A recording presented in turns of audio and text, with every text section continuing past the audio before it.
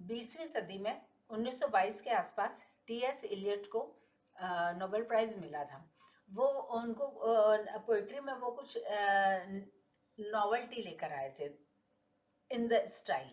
और उनकी सबसे जो सुप्रसिद्ध कविता है द वेस्ट लैंड, बड़ी कविता है और उस पर बहुत सारी बातें की जा सकती है। पर वेस्ट लैंड और कलयुग और उन पर कविता, उनकी कविता पर जो असर था वो उमर खयाम साहब का था। मैं यदि नाम सही ले रही हूँ तो खयाम इज मतलब करेक्ट, बट उनका नाम, मध्य युग के वो मैथमेटिशियंस थे और फिलोसोफर थे और लिखते भी थे। उनकी 20 रुबाइयाँ बड़ी फेमस है। उनका उन पर असर था।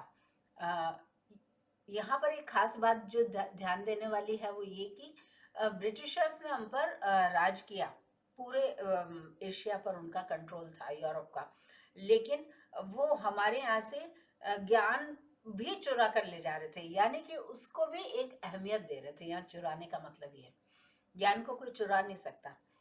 तो ये एक खास बात है।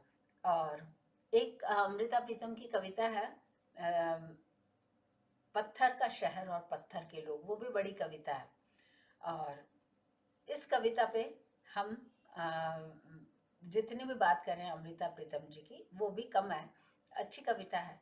लेकिन ये जो गज़ल है मजरू सुल्तानपुरी साहब की लिखी हुई और मदन मोहन जी का संगीत निर्देशन में लता जी ने इसे अपना कंठ दिया है और कंठ देकर इसकी रूह को एकदम सामने लाकर खड़ा कर दिया है।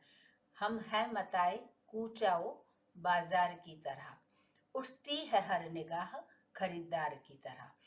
निगाह, इसका बहुत खूबसूरत अर्थ है। जीवन में आंखें, देखना, दृष्टि, सृष्टि, वो निगाह रखता है या रखती है। और यानी कि आप उसकी सुरक्षा घेरे में हो, वो भी किसी की निगाह आप पर पड़ना, किसी से यह मतलब है उसकी जिसका आपको इंतजार है, प्रतीक्षा है, पर उसकी निगाह कैसी, खरीदार की तरह मोल लगा रहा है, चूज कर रहा है, चॉइस है। और उसके अलावा आप उसके लिए एक वस्तु हो विच स्टैंड्स नोवेयर, चीजों की कोई कीमत नहीं। आपने किस चीज को खरीदा, वो समय आपके लिए महत्वपूर्ण होता है, उसके बाद आप उस चीज को छोड़ देते हो। तो ये है खरीदार की तरह, वो तो कहीं है और मगर दिल के आसपास फिरती है कोई शय निगाह यार की तरह। ये एक जीवन की विषमता और विडंबना को ये शेर इसका वर्णन करता है। हम बड़ी बात नहीं करेंगे इसके ऊपर। मजरूह लिख रहे हैं वो पहले वफा का नाम, हम भी खड़े हुए हैं गुनहगार की तरह। वफा का नाम, वफा को पहले रखना, बाजार में ऑनेस्टी, आप उसको लेकर बाजार में खड़े हो। बाजार की तो तबीयत ही नहीं है ऑनेस्टी को समझने की। उसके पास तो ट्रिक्स हैं, आपसे से ज्यादा आपकी शक्ति का क्षरण कर सके हो, उसके पास तो वो ट्रिक्स हैं। तो आप बाजार का क्या करोगे, मतलब बाजार में वफा का क्या करोगे आप। हम भी खड़े हुए हैं गुनहगार की तरह। इस समय जो वफादारी का की शक्ति को लेकर चल रहा है वो एक गुनहगार है, शर्मिंदा है, खुद से शर्मिंदा है।